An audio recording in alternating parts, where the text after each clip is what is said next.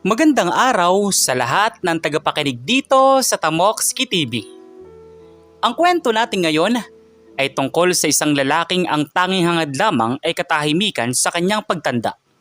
Ngunit pilit na sinusubok ng mga mapang-api.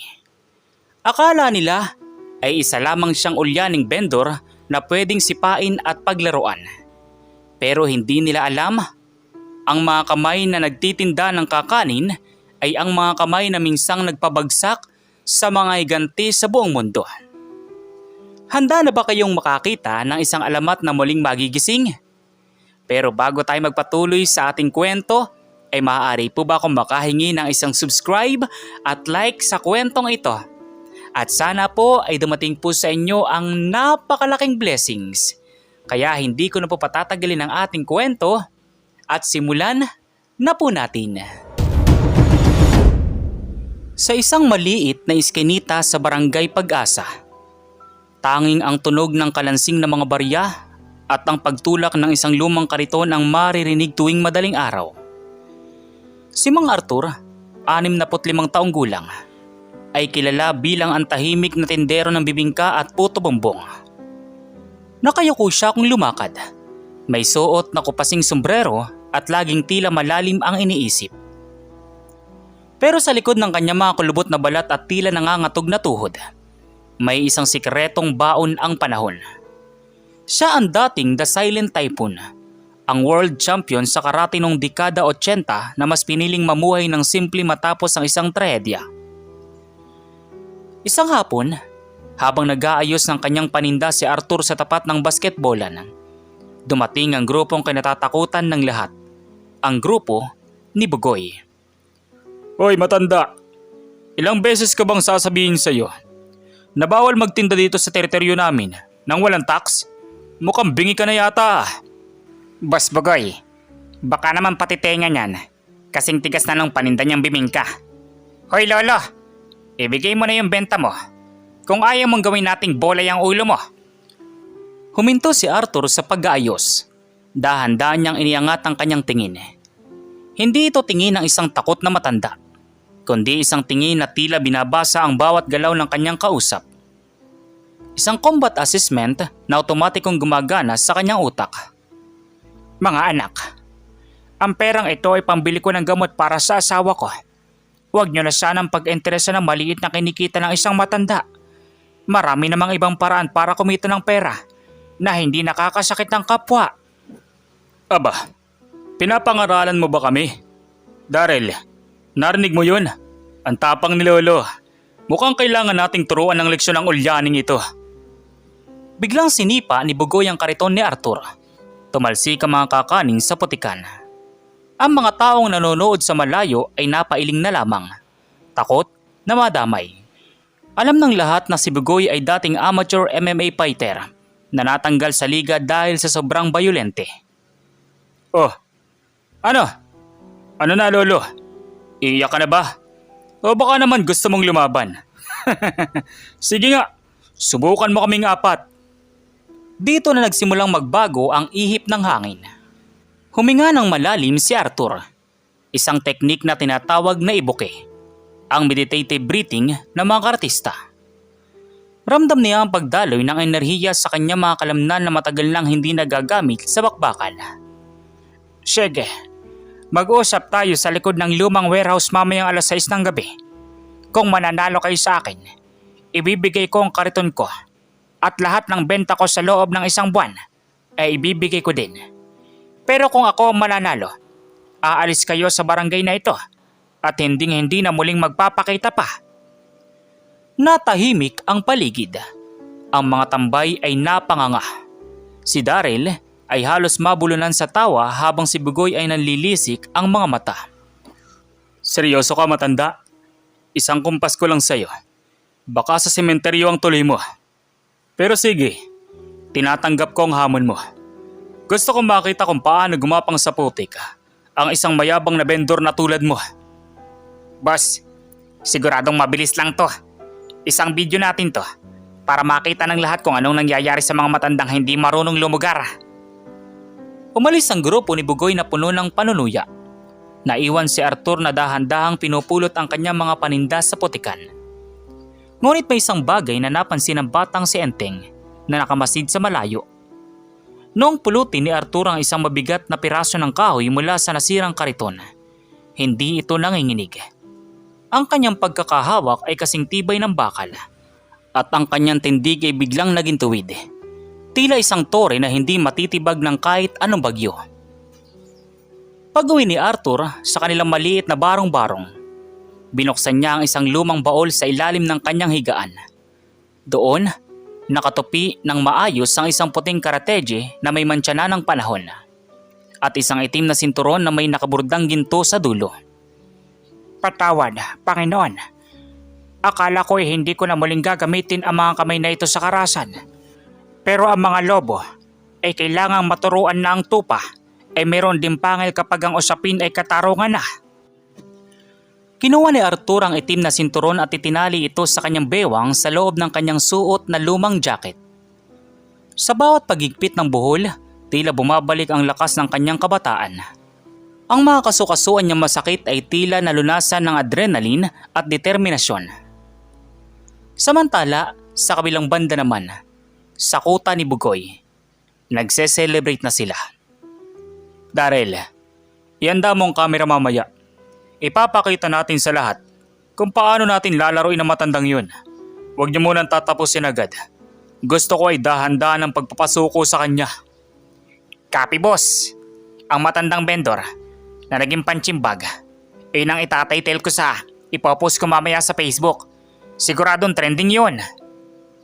Hindi nila alam, ang 6:00 ng gabi na kanilang inaasam ay ang magiging pinakamahabang gabi sa kanilang buhay. Isang gabi kung saan ang isang alamat ay muling magpapakita ng tunay na kahulugan ng disiplina at lakas. Pagpatak ng 6:00, madilim na sa likod ng lumang warehouse. Tanging ang isang bumbilya na kumukurap-kurap ang nagbibigay ng liwanag. Naroon na ang 4 na bully, kompleto at may dalang mga batuta at kadena. Dumating si Arthur, suot pa rin ang kanyang kupasing jacket at sombrero. Oh, andito na palang biktima natin. Handa ka na bang maglanding sa ospital, Lolo Arthur? Hindi ako nagpunta rito para makipag-away. Nagpunta ako rito para itama ang mali. Nagkatinginan ang 4. Nakita nila ang itim na sinturon pero tinawanan lang nila ito. Nagkostyum pa si Lolo. Akala mo ba, sa sinturon mo na yan, ay matatakot mo kami? Boss, ako nang mauna. Sumugod si Darrell. Isang mabilis na suntok ang pinakawalan nito. Pero sa isang kisap mata, hindi nakita ng lahat kung paano gumalaw si Arthur. Isang simpleng tay sa baki o sidestep at bago pa man makarecover si Darrell, isang malutong na palad ang tumama sa kanyang sikmura. Focus! Iyan ang kulang sa inyo. Napaluhod si Darrell, hindi makahinga. Doon lang napagtanto ni Bugoy na hindi ordinaryong matanda ang karap nila. Ngunit huli na ang lahat para umatras. Ano kaya ang susunod na mangyayari? Mapapabagsak ba ng isang matanda ang 3 pang natitirang bully o may nakatagong pandaraya ang grupo ni Bugoy? Nakaluhod si Darrell sa malamig na simento. Hawak ang kanyang sikmura at pilit na humihinga.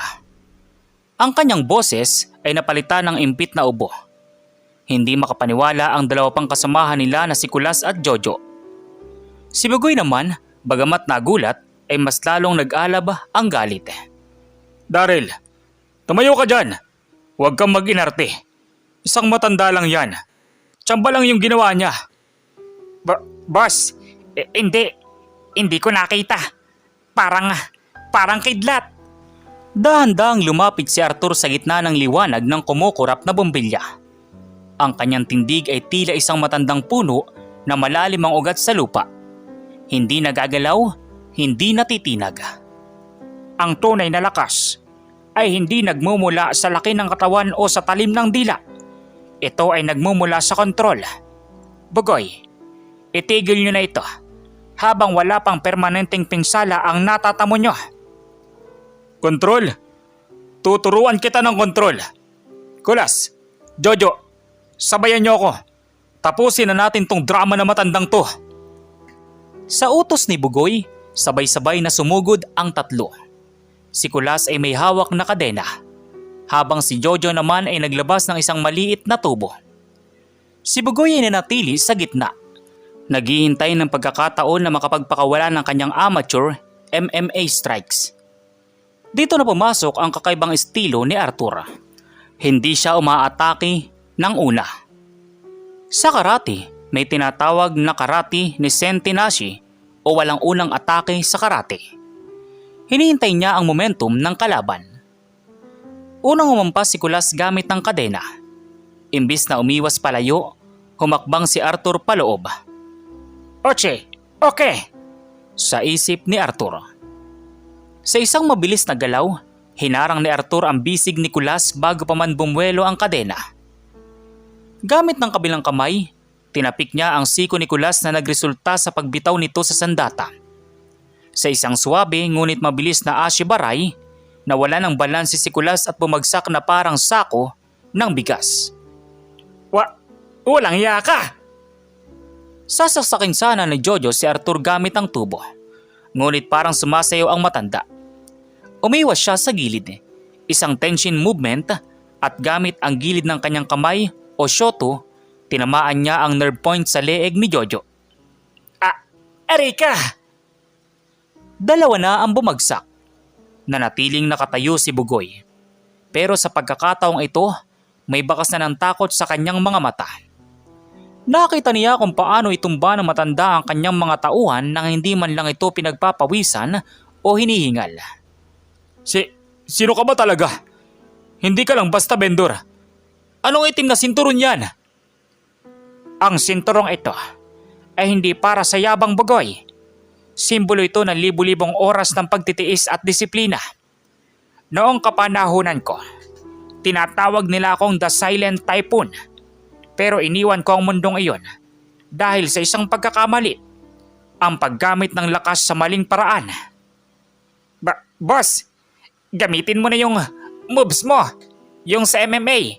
Huwag kang matakot sa kwento niya. Nabuhayan ng loob si Bugoy. Itinapon niya ang kanyang jacket at nag-adjust ng kanyang fighting stance. Alam niyang mabilis ang matanda sa striking, kaya ang plano niya ay i-take down ito at dalhin sa ground. Doon, sa tingin niya ay lamang siya dahil sa kanyang kabataan at bigat. World champion ka man dati. Matanda ka na ngayon. Mahina ng mga buto mo. Sumugod si Bugoy ng mabilis. Nag-shoot siya para sa isang double leg takedown. Akala ng lahat ay matutumba na si Arthur. Pero sa hindi inaasahang pagkakataon, imbis na itulak palayo si Bugoy, hinawakan ni Arthur ang balikat nito at ginamit ang sariling bigat ni Bugoy laban sa kanya. Isang perpektong tomonage. Nagpagulong-gulong si Bugoy sa semento. Bago pa man makabangon ang leader ng mga bully, nakatapat na ang kamao ni Arthur sa gitna ng mukha nito. Isang pulgada na lang ang layo. Ramdam ni Bugoy ang hangin mula sa kamao ni Arthur. Doon niya nakita ang kamao ng isang matanda. Puno ng kalyo, matigas, at may kakaibang panginginig ng kapangyarihan na tila sasabog anumang oras. Kung itutuloy ko ang suntok na ito, hindi ka na makakapagsalita habang buhay. Pero hindi iyon ang layunin ko. Ibinaba ni Arthur ang kanyang kamay at dahan-dahang tumalikod. Inakala ng lahat na tapos na ang laban, na napatunayan na ng matanda ang kanyang galing. Pero may isang bagay silang hindi alam. May twist na darating. Habang dahan-dahang naglalakad palayo si Arthur, biglang tumayo si Bugoy. Pero hindi ito para lumaban muli. May kinuha siyang isang envelope sa kanyang bulsa na nahulog habang nagpapagulong-gulong siya. Sandali, Mang Arthur. Hindi mo ba kami tatanungin kung bakit namin ginagawa ito? Huminto si Arthur. Lumingon siya ng bagya. Dahil sa pera at kapangyarihan sa kalsadang ito, hindi ba? Hindi. Ginagawa namin ito dahil kailangan namin ng pambayad sa demolition team na susugod sa Roper bukas. Ang pamilya namin, ang pamilya ni Daryl, Nicolas, lahat ng kami Mawawala ng tirahan kung hindi kami makakabuo ng protection fee na hinihingi ng mga tauhan ng kontraktor. Dahil doon ay natigilan si Arthur. Ang mga bully na inakala niyang masama ang gambuto ay biktima rin pala ng mas malaking pangapi. Ang tax na kinukuha nila sa mga vendor ay pilit na kinukuha sa kanila ng mga mas makapangyarihang tao sa likod ng malalaking building na itatayo sa kanilang lugar. Opo, Lolo. Akala mo ba gusto naming manakit ng matanda? Wala na kaming mapuntahan. Akala namin kung magpapakita kami ng tapang, rerespetuhin kami ng kontraktor. Bakit hindi nyo sinabi agad? Sino naman makikinig sa amin po? Mga tambay lang kami.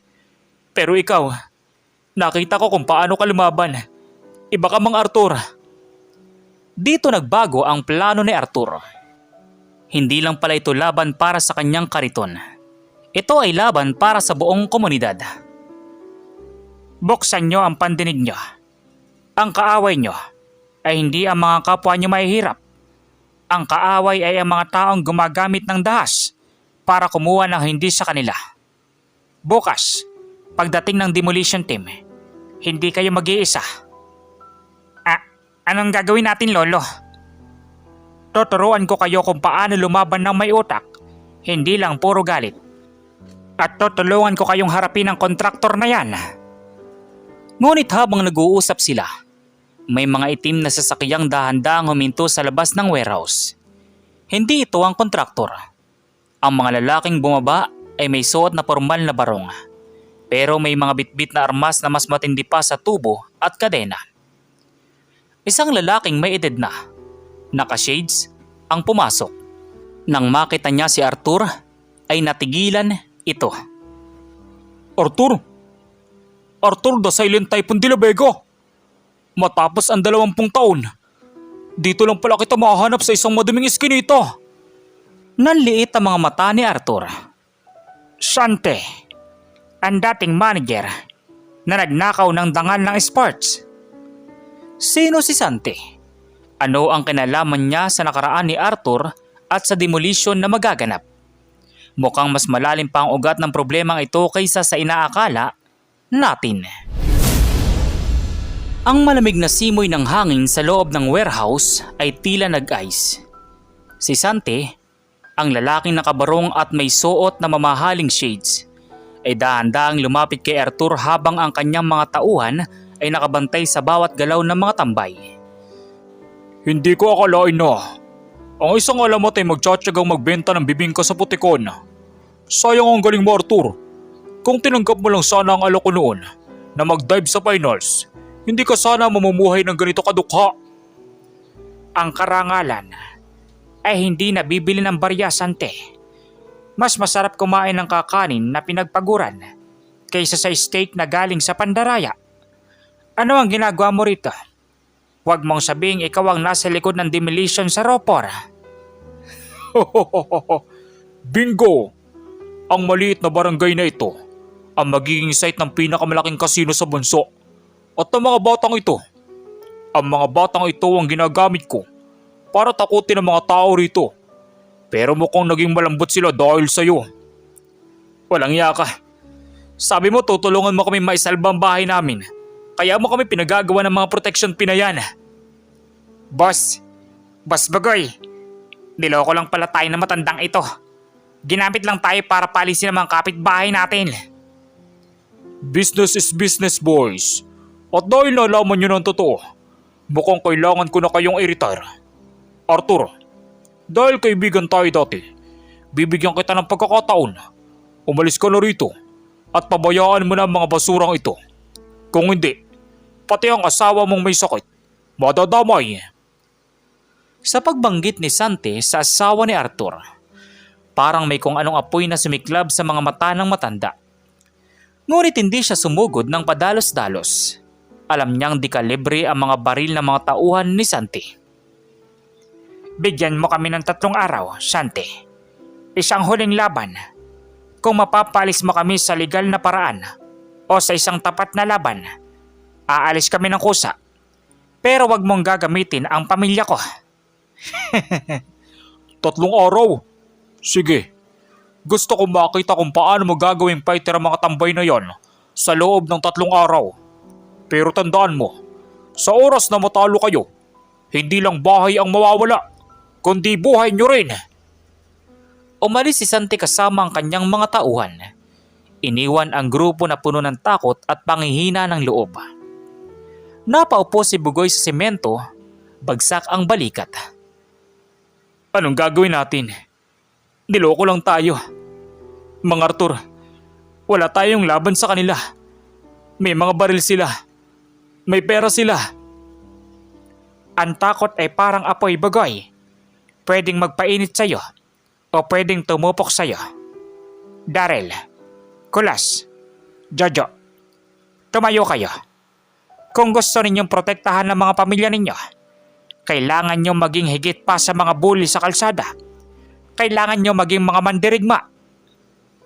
Pero lolo, 3 araw lang. Paano natin matatalo mga yun?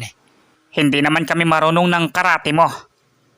Hindi nyo kailangan matutunan ang lahat ng teknik sa loob ng 3 araw.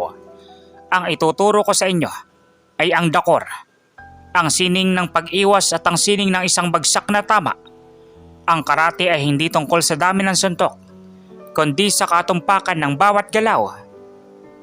Simula nung gabing iyon, naging puspusan ang pagsasanay sa loob ng lumang warehouse. Si Arthur ay naging isang napakaigpit na guro. Bagay, ang bigat mo ang kalaban mo. Gamitin mo ang momentum ng kaaway.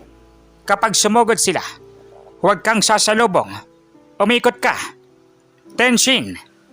Paulit-ulit silang pinapagawa ni Arthur ng mga basic movements.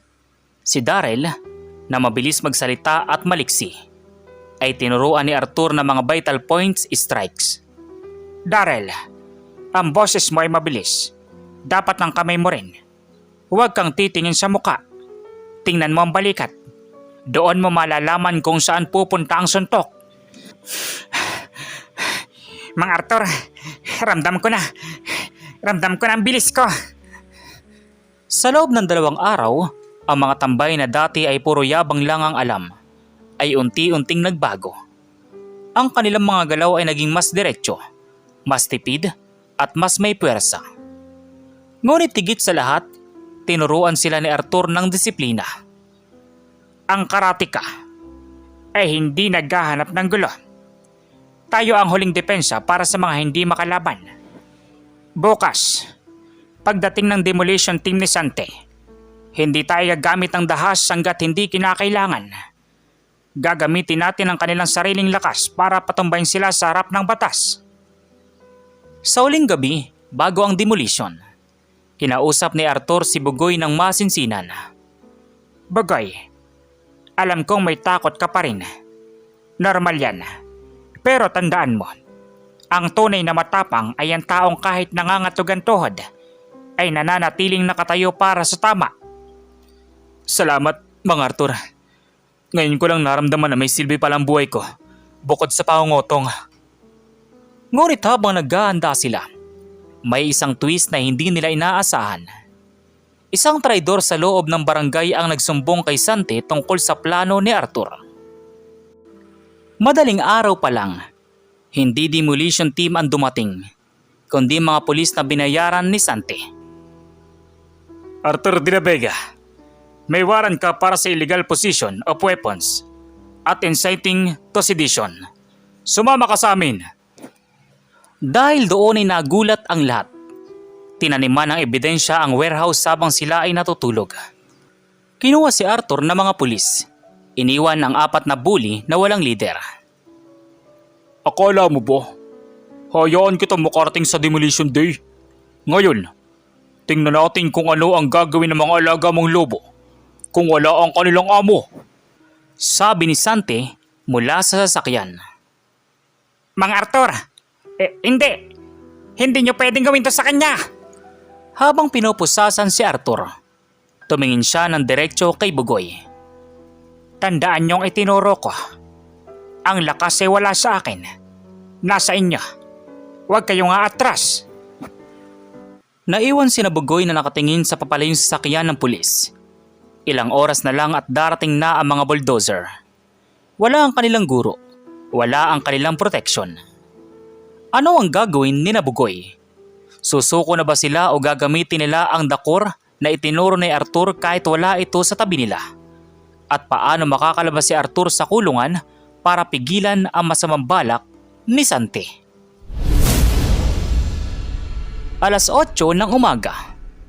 Ang tunog ng dambuhalang makina ng mga bulldozer ay tila hudyat ng katapusan para sa mga residente ng Row 4. Dumating ang demolition team, kasama ang 50 armadong tauhan ni Sante na nakasuot ng pang-security. Sa gitna nila, nakatayo si Sante, naninigarilyo at may mapang-aping ngiti. Simulan na ang pagbuwag. Siguraduhin ninyong walang matitirang poste. Kung may umarang, alam niyo na ang gagawin. Ngunit bago pa man makalapit ang unang bulldozer, 4 na anino ang humarang sa gitna ng kalsada. Si Bugoy, Daryl, Kulas at Jojo. Wala silang dalang armas. Nakasuot sila ng simpleng puting t-shirt na may itim na tela na nakatali sa kanilang mga braso, bilang simbolo ng kanilang pagkakaisa sa ilalim ng turo ni Arthur. Hinto! Walang dadaan dito hanggat hindi niyo ipinapakita ang lehitimong court order para sa demolisyong ito. Oh, Boss Sante. Akala mo ba, dahil wala si Lolo Arthur ay tiklop tuhod na kami? Mas lalo kaming ginanahan dahil sa ginawa niyo sa kanya. Tingnan niyo nga naman, ang mga asong gala, natuto ng kumitid ang utak. Sigurin sila, huwag niyo silang patayin. Sapat na yung hindi na sila makakalakad. 10 tauhan ni Sante ang sumugod. Bit-bit ang mga batuta. Dito na nasubukan ang lahat ng itinuro ni Arthur.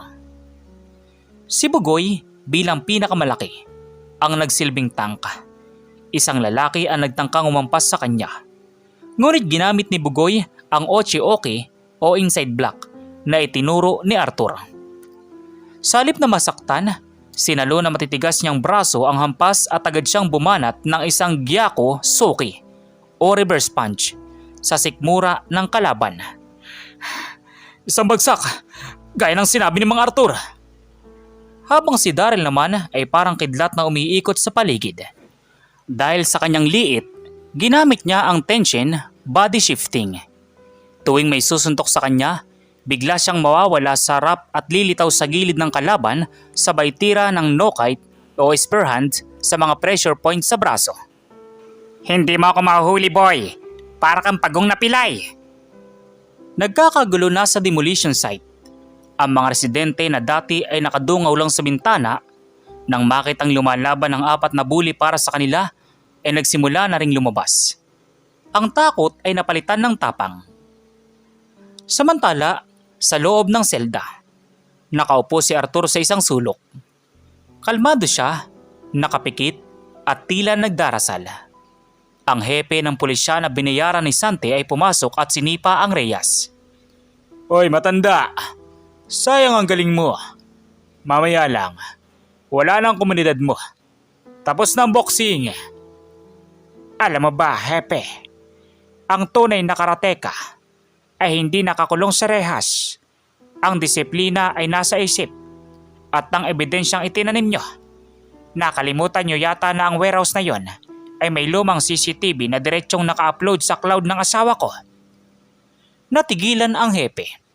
Biglang tumunog ang telepono sa kanyang mesa. Ang tawag ay galing sa district office. Isang video ng pagtatanim nila ng ebidensya ang nag-viral na sa social media sa loob lamang ng 1 oras. Ang asawa ko ay hindi lang may sakit, hepe. Isa siyang retiradong journalist. Habang nasa labas ako, siya ang aking mga mata at tenga. Labag sa loob na pinalaya si Arthur dahil sa pressure ng media at ng mas mataas na opisyal na nakakita ng video. Paglabas ni Arthur sa presinto, isang lumang motor ang naghihintay sa kanya. Si Enteng, ang batang nakasaksi sa unang laban niya. Lolo Arthur, tara na, binubugbog na sila Kuya Bugoy sa Row 4. Samantala, sa demolition site, dumarami na ang tauhan ni Sante. Kahit gaano kagaling ang 4, nagsisimula na silang mapagod. Si Bugoy ay may putok na sa labi at si Daryl ay ika-ika na ang kaliwang paa. Tapusin na sila! Kunin niyo yung mga bulldozer! Ituloy ang pag-arangkada! Umandar ang bulldozer. Papunta ito sa direksyon kung saan nakatayo ang mga matatanda at bata na ginagawang human shield ang kanilang mga sarili. Ngunit sa gitna ng ingay ng makina, isang malakas na sigaw ang bumasag sa hangin. Tumigil kayo! Dahil doon ay lahat ay napalingon. Nakatayo si Arthur sa ibabaw ng isang bunton ng hollow blocks. Suot na niya ang kanyang puting karatigi at ang itim na sinturon. Ang hangin ay tila umiihip pabor sa kanya. Arthur! Paano ko? Pumatay na kayo! Barlin niyo matandang yon! Bumunot ng baril ang 2 tauhan ni Sante. Pero bago pa nila maikalabit ang gatilyo, may mga laser light na tumama sa kanilang mga dibdib. Ang SWAT team at ang lehitimong kapulisan ay dumating na, kasunod ni Arthur. Sapat na ang ipinakita nyo, mga anak. Ipinagmamalaki ko kayo. Ako na ang tatapos nito. Hinarap ni Arthur si Sante. Wala nang baril ang mga tauhan ni Sante dahil napaligiran na sila ng mga tunay na otoridad. Pero dahil sa desperasyon, kumuha si Sante ng isang mahabang itak mula sa isa sa mga tauhan niya. Kung babagsak ako, isasama kita, Arthur. Ikaw ang sumira sa lahat ng plano ko. Sumugod si Sante nang walang habas. Iwinawasiwas ang itak. Ito na ang huling paghaharap ng dalawang magkaaway mula sa nakaraan. Ngunit may isang twist na hindi inaasahan ni Sante. Si Arthur ay hindi na ang silent typhoon na nakilala niya noong araw. Siya ay mas mabilis, mas matalino, at may higit na dahilan para manalo. Sa isang iglap, iniwasan ni Arthur ang itak at tinawakan ang pulso ni Sante. Isang malakas na kiay ang pinakawalan ni Arthur na yumanig sa buong paligid. Para sa ropor! Ngunit bago pa man madapuan ng kamao ni Arthur si Sante, isang bagay ang nahulog mula sa bulsa ni Sante. Isang medalyon na pamilyar kay Arthur. Isang medalyon na pagmamay-ari ng anak ni Arthur na nawala 20 taon na ang nakakaraan. Sante, saan mo nakuha ito? Nasaan ang anak ko? Dahil doon ay nakapriz ang lahat. Ang kamao ni Arthur na nakatapat sa mukha ni Sante ay unti-unting nanginigi. Hindi dahil sa takot, kundi dahil sa matinding emosyon. Ang medalyon na nasa lupa ay ang tanging alaala ni Arthur sa kanyang anak na si Gabriel, na nawala noong gabi ng huling laban niya 20 taon na ang nakakaraan. Sante, magsalita ka. Nasaan si Gabriel? Anong kinalaman mo sa pagkawala ng anak ko? Ngayon, nakuha ko rin ang atensyon mo. Akala mo ba'y aksidente lang ang lahat? Noong tumanggi kang mag-dive sa finals, kailangan may magbayad, Arthur. Ang anak mo, dinala ko siya sa malayo. Binura ko ang pagkatao niya para maging katulad ko. Isang taong walang puso. Sa gitna ng komisyon, isang lalaking naka-uniforme ng SWAT ang dahan-dahang lumapit. Tinanggal niya ang kanyang helmet at maskara. Isang lalaking nasa edad 30, may pilat sa kilay na katulad ng kay Arthur. Sapat na, Sante. Tapos na ang panlilinlang mo. Napanganga si Sante. Si Arthur naman ay tila ng lambot ang mga tuhod. Ang lalaking ito, ang SWAT commander na rumisponde, ay ang kanyang anak na si Gabriel. Buong buhay ko, pinaniwala mo ako na iniwan ako ng tatay ko dahil sa sugal at karate. Pero dahil sa investigasyon ng asawa ni Mang Arthur, na aking ina, nalaman kong totoo. Ikaw ang kumuha sa akin mula sa paaralan at itinago ako sa isang orphanage sa probinsya sa ilalim ng ibang pangalan. Hindi! Paano? Tay, napanood kong balita. Napanood ko kung paano may pagtanggol ang mga tao dito. Doon ko nakilala ang silent typhoon na ikinukwento ni nanay sa mga sulat niyang hindi mo natatanggap dahil hinaharang ni Sante. Sa isang iglap, bago pa makakilos si Sante, si Arthur ay gumalaw. Pero hindi ito suntok ng galit. Isang mabilis na kote gaishi o wrist lock ang ginawa niya kay Santi. Dahilan para mapaluhod ang tuso at masamang manager.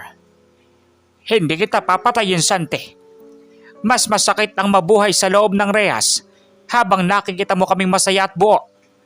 Ang sining ng karate ay para sa pagtatanggol. At ngayon, ipagtatanggol ko ng aking pamilya at ang aking dangal. Pinusasa ni Gabriel si Santi. Ang mga tauhan ng kontraktor ay nagsisuko na rin nang makitang wala na silang leader. Ang mga bulldozer ay nagsimulang umurong palayo sa RAW4. Mang Arthur, panalo tayo. Salamat po. Kung hindi dahil sa inyo, wala na kami matutuluyan. Sabi ni Bugoy habang papalapit kay Mang Arthur. Lolo Arthur, Master Arthur na pala. Salamat po. Parang nasa pelikula kami kanina. Kami na po ang bahala sa kariton nyo. Kami na maglalako ng bibingka mo habang nagpapahinga ka. Niyakap ni Arthur ang kanyang anak na si Gabriel. Pagkalipas ng 20 taon, ang pamilyang pinag-iwalay ng kasamaan ay muling pinag-isa ng katotohanan at ng sining ng pakikipaglaban. Lumipas ang mga buwan, ang Barangay Pag-asa ay nagbago. Hindi na ito barangay ng mga tambay at bully. Sa tulong ni Gabriel at ng kinita ni Arthur mula sa mga donasyon ng mga taong humanga sa kanya, itinayo nila ang Silent Typhoon Doho sa gitna ng RAW4. Ang mga guro, walang iba kundi sina Bugoy, Darrell, Kulas at Jojo, na ngayon ay mga disiplinadong karateka na at tumutulong sa pagpapanatili ng katahimikan sa kanilang lugar. Isang hapon, habang nakaupo si Arthur sa kanyang beranda kasama ang kanyang asawa na unti-unti nang gumagaling, nakita niya ang mga bata sa barangay na nagsasanay ng kata. Ang lakas ay hindi nasusukat sa kung ilang tao ang kaya mong itumba. Nasusukat ito sa kung ilang tao ang kaya mong itayo kapag sila ay nadapa. Dito nagtatapos ang kwento ni Mang Arthur. Ang matandang vendor na minaliit, ngunit sa uli ay nagturo sa lahat na ang tunay na kampyon ay hindi natatalo ng panahon. Dahil ang tunay na galing ay nakaukit sa puso at sa katarungan. Ang aral sa kwentong ito ay hindi dapat natin hinuhusgahan ang kakayahan ng isang tao base lamang sa kanyang panlabas na anyo o katayuan sa buhay. Ang tunay na lakas ay hindi nasusukat sa yabang o dahas, kundi sa disiplina, pagtitimpi at paninindigan sa katarungan. Ipinakita ni Mang Arthur na ang nakaraan ay maaaring magsilbing sandata upang itama ang kasalukuyan. Higit sa lahat, itinuro nito na ang pagpapakumbaba ay isang katangian ng tunay na kampyon at ang pagtulong sa kapwa na nagligaw landas ay mas mahalaga kaysa sa pagpaparusa sa kanila. Ang kabutihan at katotohanan ang laging mananaig laban sa kasakiman. Kayo, ano pong masasabi niyo sa kwento natin ngayong araw? At kung ano mga aral po ang mga natutunan ninyo? Maaari niyo po bang i-comment doon sa baba sa comment section para muli ko pong mabasa? So once again, inuulit ko pong muli. Ako po si Tamoxki TV. Kita-kita po tayong muli sa mga susunod pa nating maraming mga kwento. Thank you and God bless you all. Peace out.